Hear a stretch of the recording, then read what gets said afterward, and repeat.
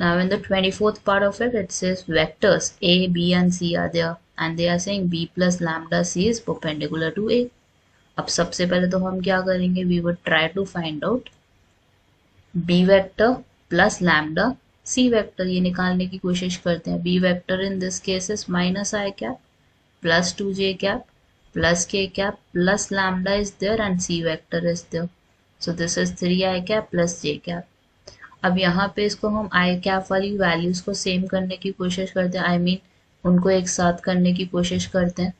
So these two can be together और second two values हमारी क्या आएंगी, 2j cap lambda j cap और लास्ट वैल्यू हमारी क्या होगी, k cap is there.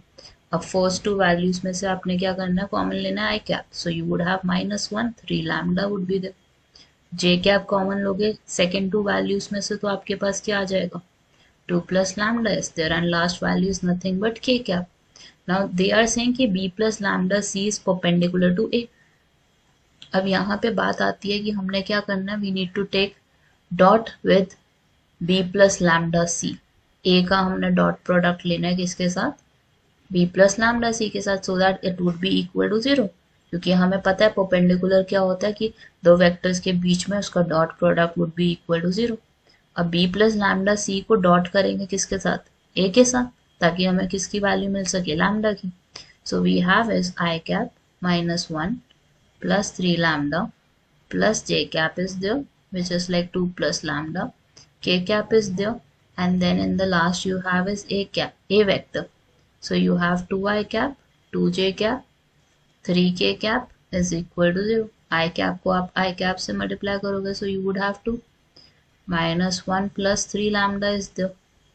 Then j cap को j cap से करोगे, this is like 2 plus lambda. किसके साथ, 2 के साथ. k cap को 3k cap से करोगे, so it is like 3 only. And make it equal to 0. अब हमने क्या करना, lambda की वैल्यू निकालनी है यहाँ पे.